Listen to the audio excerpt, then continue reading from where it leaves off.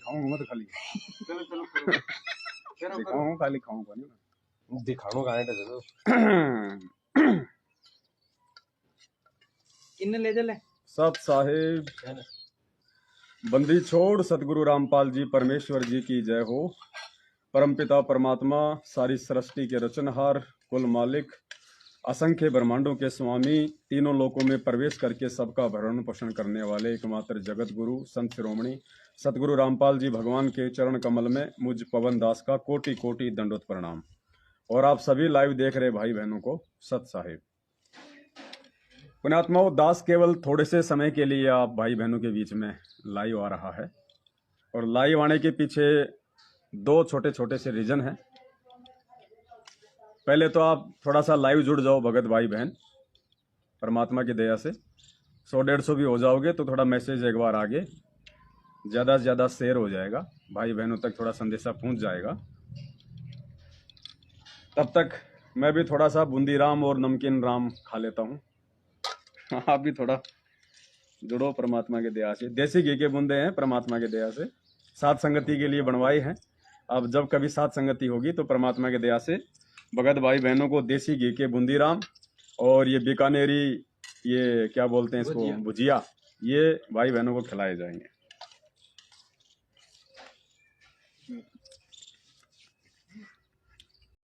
हे कृष्ण, तुम कहते हो कि स्थिर प्रज्ञ बनने के लिए मन के दिए की ज्योत को स्थिर रखो, अर्थात मन को इधर उधर डोलने न दो।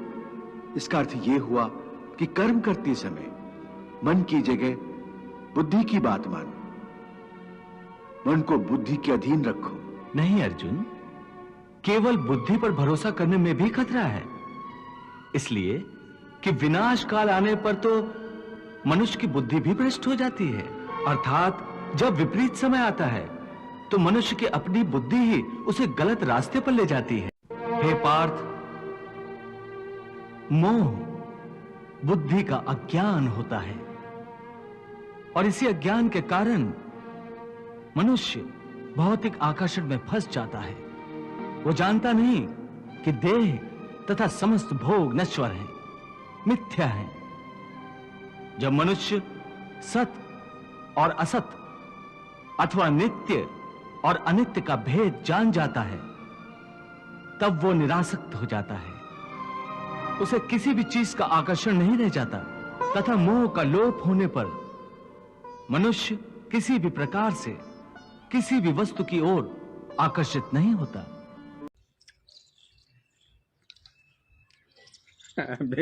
बीकानेरी भुजिया बढ़िया, सही है, मस्त। थोड़ा वीडियो को शेयर कर दें एक बार परमात्मा के दया से, ज़्यादा से ज़्यादा फेसबुक के ग्रुपों में, व्हाट्सएप के ग्रुपों में। यह छोटा सा संदेशा है, भाई बहनों को देना है।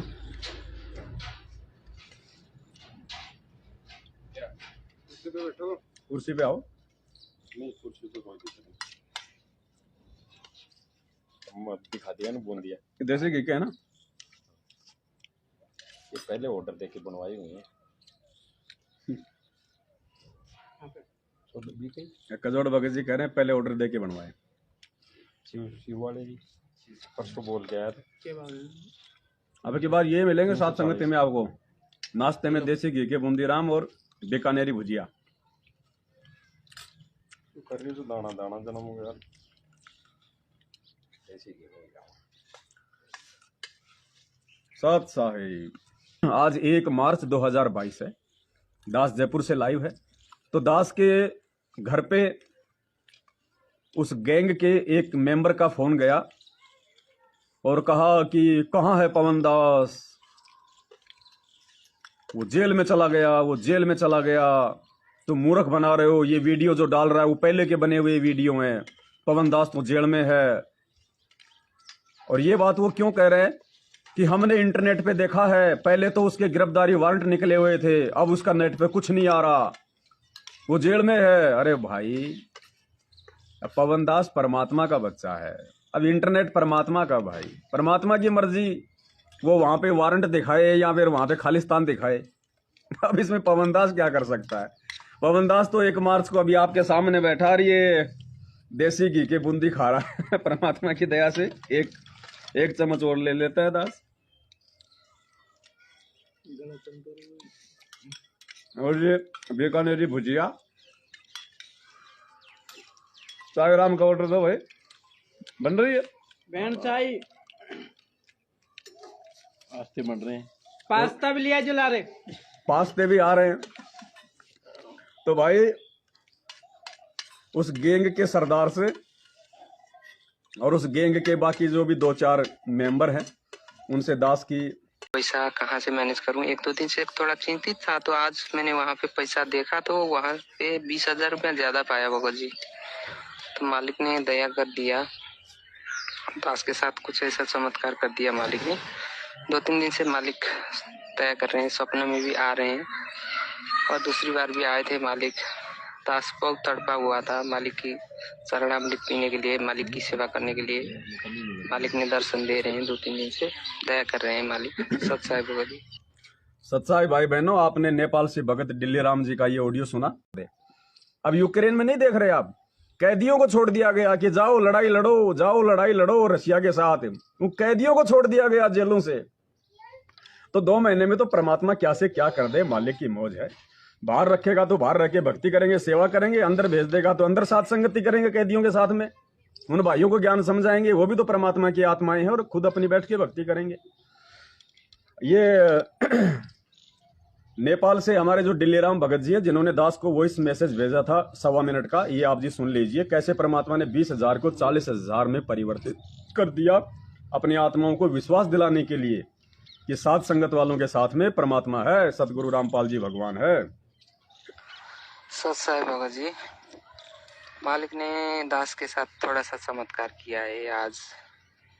मालिक ने मेरा जहाँ पे मैंने पैसा रखा था वहाँ पे 20,000 ज्यादा पाया भगत जी। जो तो दास ने 2-3 दिन पहले एक सपना देखा था, उस सपने में मालिक ने दास के हाथ से 20,000 रुपया ज्योति पाठ और दान और पाठ के 20,000 रुपया दास ने मालिक को दिया था। तो दास ने दिया, मालिक ने हंसते हुए वो पैसा ले लिया था अपने हाथों में।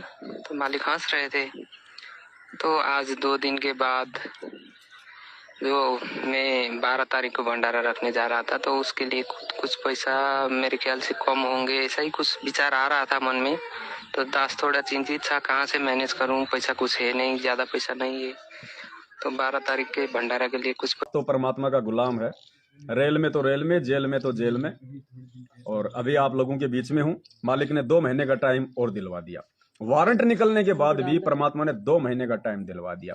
अब 2 महीने में तो पता नहीं परमात्मा क्या से क्या कर दे, भयंकर तरीके से। मैंने कहा मैं बोलूंगा तो ठीक नहीं, मैं शांत रहा। रंजीत भगत जी भी मेरे ऊपर चढ़ गए कि तू ठग है, ओमपाल तो 1 नंबर का आदमी है। मैंने कहा भैया जब विपरीत परिस्थिति आती है तो हाथी चढ़े आदमी को भी कुत्ता काट खाता है। अगर जब इंसान का जब टाइम खराब आता है ना, तो हाथी बैठे हुए इंसान को भी किसी भी तरीके से कुत्ता काट लेता है। तो मैंने कहा कि पवन दास तेरा वो समय चल रहा है, तू थोड़ा धैर्य रख। यहाँ आपकी 6 पीढ़ी बैठी बैठी खा सकती इतनी संपत्ति है। तो मुनिम ने कहा नालायक को 7वीं क्या खाएगी, कुछ और उपाय बताओ। तो मुनिम ने कहा जी साधु संत बताया करते हैं, उनकी मतलब उनके शरण में जाया जाए। तो एक साधु की गए वहां पे शरण में, उस साधु ने बताया जी भंडारे करो, धर्म भंडारे करो, जितने धर्म भंडारे करोगे परमात्मा उतना ही ज्यादा तुम्हें धन देगा। तो उस सेठ ने भंडारे शुरू कर दिए और कहा कि कोई भी आसपास के क्षेत्र में कोई भी साधु महात्मा संत ना बच जाए, दाल चावल सूखा गीला जैसा भी है उनको दे के आओ। नौकरों ने वैसा ही किया, पूरी नगरी में सप्लाई शुरू कर दी। एक भगत के पास गए जो अपना गृहस्थ जीवन में रहते हुए अपना जीवन यापन कर रहा था, उसकी पत्नी थी, वो स्वयं था। वहां गए नरसिंह जी के सेवादार और कहा जी हमारे सेठ जी का आदेश हुआ है और जी ये राशन ले लो आप। तो उस भगत आत्मा ने कहा कि उसने अपनी औरत को आवाज लगाई और कहा कि भाग्यवान जरा बाहर आओ। वो बाहर आई, कहा कि जरा देखो अपने घर में क्या है, तो कुछ खाने का सामान है। तो वो अंदर गई, अंदर से बाहर आई, बोली जी शाम का आटा है अपने पास में, शाम का भोजन की व्यवस्था है अपने पास में। तो सतगुरुदेव जी ने बताया कि उस भगत ने ये कहा कि भाई हमें नहीं चाहिए। बोले भाई क्यों नहीं चाहिए? बोले हमारे पास में श्याम का है। अरे बोले भाई श्याम का है, बोले सुबह बोले भूखा मरेगा। बोले भाई भूखा वो मरता है जिसको भगवान पे विश्वास ना हो, वो आदमी भूखा मरा करता है। भगवान का भगत कभी भूखा नहीं मरता। वो लोग बड़े प्रभावित हुए, वापस सेठ जी के पास गए।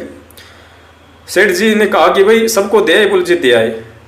तो बोले कोई रह तो नहीं गया? बोले जी एक था, बोले ऐसे ऐसे वो करके, बोले साहब उसने लेने से मना कर दिया। बोले क्यों, क्या कहा?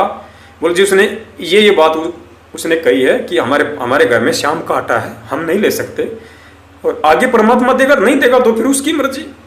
सेठ के कान खड़े हो गए। गुरुजी ने कहा कि सेठ वहां गया, जाके उसके पैरों में गिर गए। बोले भाई महाराज क्यों नहीं ले रहे आप?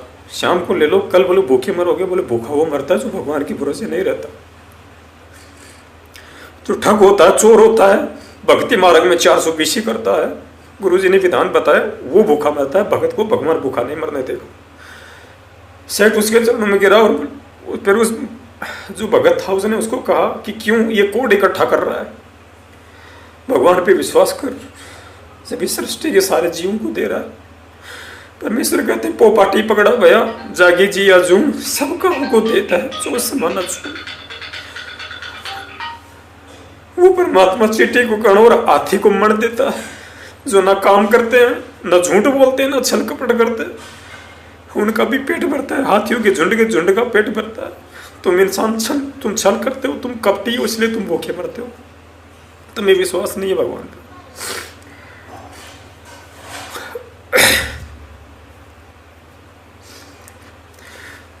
सेठ जी उसके चरणों में गिर गया और वहां से उसको शिक्षा मिली। तो इसी बात को आधार बना के दास ने ओमपाल जी से कहा कि भगत जी हम दोषी न बन जाए परमात्मा के। हमारा मकसद यहाँ पे को राजपाट प्राप्त करना नहीं है, धन दौलत प्राप्त करना नहीं है, हमारा मोक्ष प्राप्त करवाने का मकसद है। हमसे गलती ना बन जाए।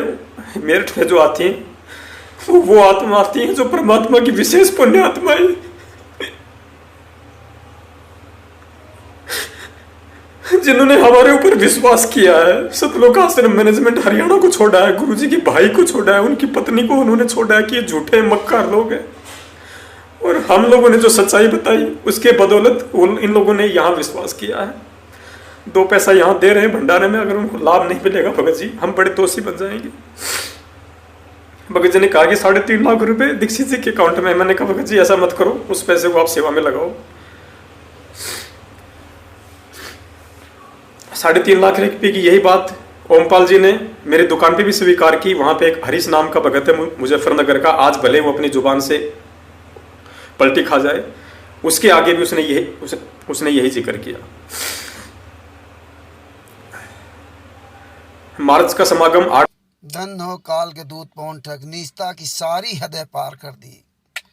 धन है तेरे जैसा मेरी नहीं है, लेकिन हम पता नहीं विश्व की कौन सी घटिया नस्ल के कुत्ते हैं जो इसके बाद भी उल्टा उन्हीं गद्दार राष्ट्रीय समाज सेवा समिति वालों को ही जी जान से साथ दे रहे हैं। कुत्ता केवल अपने मालिक के द्वारा सन्मुख कहे गए आदेशों व इशारों को ही मानता है, चाहे दूसरा व्यक्ति उसके मालिक का लाख आदेश बताए, चाहे उसके मालिक का कोई पत्र पढ़कर सुनाए या कोई ऑडियो सुनाए, वह कान उठाकर भी नहीं देखता है। साहब आप ये पहनो, लोगों ने 3-3 मास्क लगा रखे हैं, मैं खाली एक लगाता हूं, वो भी मजबूरी में। आधी बार जब कोई नहीं होता है तो नाक के नीचे कर लेता हूं कि साहब ऑक्सीजन अंदर नहीं जाएगी तो कहां से जिएंगे। कोई आता है तो अपना ऊपर चढ़ा लेता हूं।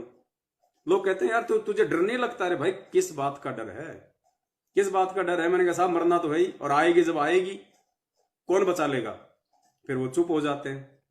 तो 3 दिन से परमपिता परमेश्वर ने दास की सिक्योरिटी गार्ड में उस हॉस्पिटल में ड्यूटी लगाई है।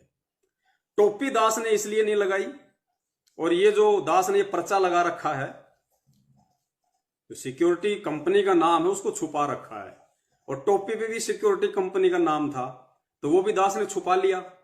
क्योंकि हमारे कुछ भगत भाई बहन जैसे रामचंद्र जी कानपुर से, करण जी पंजाब से, 1-2 और हैं, वो तो कॉपी पेन लेके बैठते इसी चीज के लिए हैं कि ये क्या गलती करे और उस पॉइंट को नोट करूं और कल बना के पंपलेट कल फेसबुक पे डालूं। तो अब वो भाई सिर खुजाता रहेगा कि यार ये कौन सी कंपनी है। वो नेट पे सर्च करेगा नीली लाइन वाली shirt and blue colour pant with security guard search करेगा, उसको नहीं मिलेगा, वो सर्च करते रहो, नहीं मिलेगा उसको। इसलिए दास को थोड़ा सा छुपाना पड़ा अपने आप को, ताकि परमात्मा की सेवा निर्विघ्न रूप से चलती रहे। वरना दास सार्वजनिक भी आपको कर सकता था, लेकिन दास को मालूम है उन लोगों के स्वभाव का। अगर दास ने बता दिया कि कौन सी हॉस्पिटल में है, कहां पे है, कौन सी कंपनी है, तो कल को ये लोग लेके लट खड़े हो जाएंगे, मैनेजमेंट वाले भी और हमारे ये दूसरे भाई भी। तो दास ना तो सेवा कर पाएगा, ना दास ये रोजी रोटी का काम कर पाएगा। इसलिए दास ने थोड़ा सा ये छुपा के रखा। सत्य है भगत जी, आपने चारों युगों में कभी भी संत रामपाल जी महाराज यानी कबीर साहब के शिष्य को इस तरह डरते हुए देखा है जिस तरह ये काल का दूत पवन तक डरा हुआ? क्योंकि काल ब्रह्म ही परमेश्वर से डरता है और कोई परमात्मा का शिष्य काल से नहीं डरता। केवल काल ब्रह्म ही परमेश्वर से डरता है या परमेश्वर के बच्चे से डरता है, और उससे डरता है जिसके पास सतनाम प्रथम मंत्र या रक्षा मंत्र या वो सतगुरु की शरण में है। नाम दीक्षा नहीं भी लिया, सतगुरु शरण में है, तो उसका काल बाल बाका नहीं करता।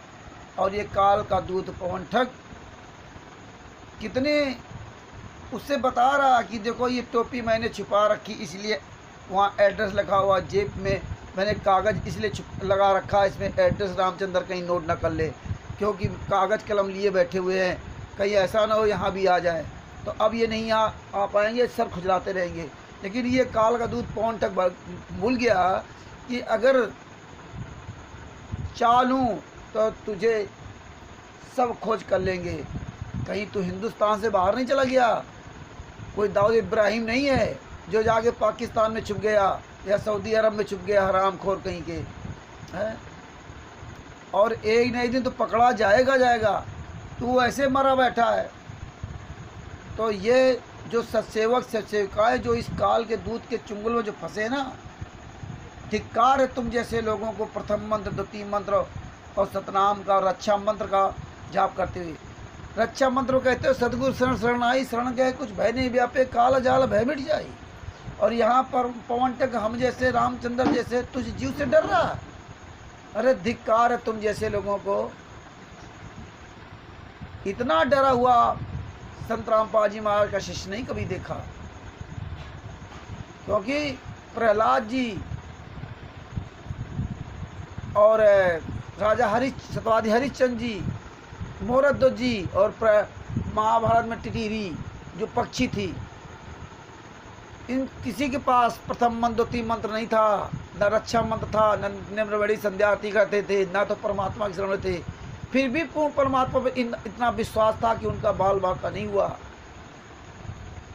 वो तो परमात्मा शरण में थे, और जो परमात्मा की शरण में थे, मीरा जी, सदना जी, जयदेव जी, नानक जी, शिव सम्मन्य की जी,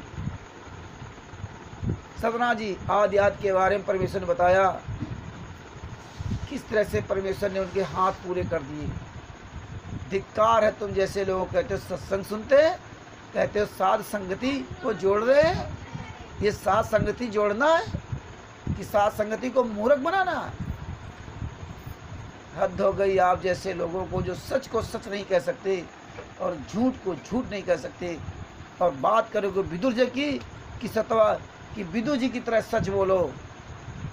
थप्पड़ खाई थी विदुर जी ने, सभा छोड़ के चले गए थे, लेकिन विदुर जी सिर्फ बचे थे, बाद बाकी सबकी बुरी दशा हुई थी। यही आप लोगों की बुरी दशा होगी। उन्होंने तो द्रौपदी जी के लिए सच बोला था, और तुम जैसे गद्दार लोग जो अपने आप का सत्सेवक कहते हो, अपने परमेश्वर के लिए सच नहीं बोल सकते, और इस गुरु गद्दार पवन ठग के मुख से झूठ सुने गए झूठ को समर्थन करते हो। तुम्हारी भी दुर्दशा ऐसे होगी जैसे भीष्म पितामह जैसे लोगों की थी। ये याद रख लेना, ये परमेश्वर ने सब बता रखा, कोई दास नहीं किसी को दुर्वचन बोल रहा है। सच साहेब जय हो बंदिशों की। मेरी नहीं है, लेकिन हम पता नहीं विश्व की कौन सी घटिया नस्ल के कुत्ते हैं जो इसके बाद भी उल्टा उन्हीं गद्दार राष्ट्रीय समाज सेवा समिति वालों को ही जी जान से साथ दे रहे हैं। कुत्ता केवल अपने मालिक के द्वारा सन्मुख कहे गए आदेशों व इशारों को ही मानता है, चाहे दूसरा व्यक्ति उसके मालिक का लाख आदेश बताए। चाहे उसके मालिक का कोई पत्र पढ़कर सुनाए या कोई ऑडियो सुनाए, वह कान उठाकर भी नहीं देखता है। प्यारी आत्माओं को कानपुर से रामचंद्र दास की साहब। भगत भाइयों, अब इस काल के दूत पवन ठग को क्या कहा जाए। इतना नालायक, इतना झूठा आदमी शायद इस दुनिया पैदा नहीं होगा। स्वयं चिल्ला रहा था कि मुझे 21 फरवरी को जेल जाना है, मेरी जमानत कैंसिल हो गई है। स्वयं चिल्ला रहा था और इसने जमानत के लिए कागज लगाए थे, वो जो आवेदन खारिज हो गया। अब 21 तारीख से 1 तारीख के बीच में कहाँ रहा ये आपको नहीं बताएगा, यानी कि 8 दिन तक कहाँ रहा ये नहीं आपको बताएगा। हद हो गई ऐसे नालायक आदमी को। हराम की खा रहा है, कैसे हंस रहा है। देसी घी, जिंदगी में कभी नमक रोटी खा नहीं पाता है, कमा करके खा पाया कि कभी नमक रोटी कमा कर खा पाया था। दूसरे की हराम की कमाई में मौज कर रहा है, जैसे मैंने आरएसएस और संजय मौज कर रहा है। और कैसे तारीफ कर रहा है। धिक्कार ऐसे आदमी को। कह रहा रामचंद्र, वो एक कोई वकील है, वो लोग जो है सिक्तकी का रोल अदा करते। अरे रामचंद्र, वो वकील ने ही तो तुझे बताया था कि तेरा केस वहाँ चल रहा है, तो कह रहा था मेरा तो केस खत्म हो गया है। ये रामचंद्र और वकील ने ही बताया था, तब तुझ गद्दार को वहाँ जाना पड़ा। कितना झूठ बोलेगा तुम कजोड़ दास, कितना झूठ बोलोगे। अरे हमें क्या लेना देना, हमें तो परमेश्वर रोज देसी घी का खिलवाते या सूखी रोटी खिलवाते हैं, लेकिन परमेश्वर कमाई खिलवाते, अपनी मेहनत कमाई खिलवाते हैं। तुम्हारी तरह हराम की नहीं खाते। जब मेरठ से भागा तो कैसे रो रहा था, हिमाचल प्रदेश बता रहा था कैसे छुपे एड्रेस अपना छुपा लिया था। और फिर सेठकी का जो बता रहा रोल, इसीलिए बंदी छोड़ने कहा था कि आदमी अपने कर्मों से, उसके कर्मों ने इसको मारा, परमात्मा ने नहीं मारा था। तुम्हारे कर्म तुझको मार रहे हैं, परमात्मा नहीं मारेंगे। अभी देखते जाओ ये खुशियाँ कितने दिन तक रहती हैं। शाही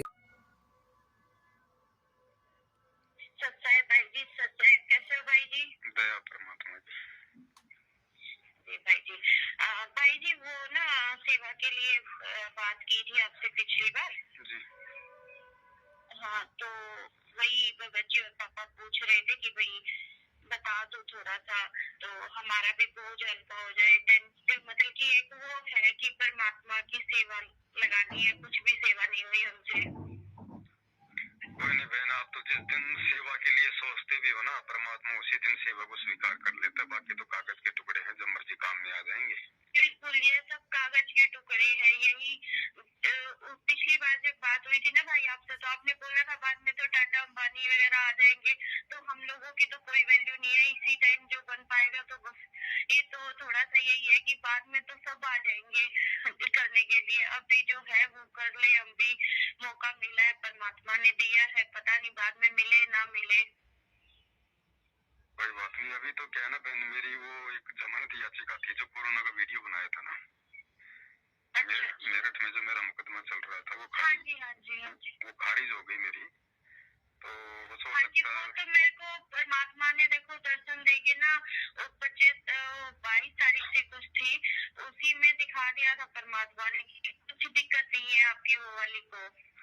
वो केवल ठीक है इशारा नहीं था कि परमात्मा ने रोकना, तो खारिज हो गई। मतलब कोर्ट ने, मैंने जो अर्जी लगाई थी उसको कैंसिल कर दिया।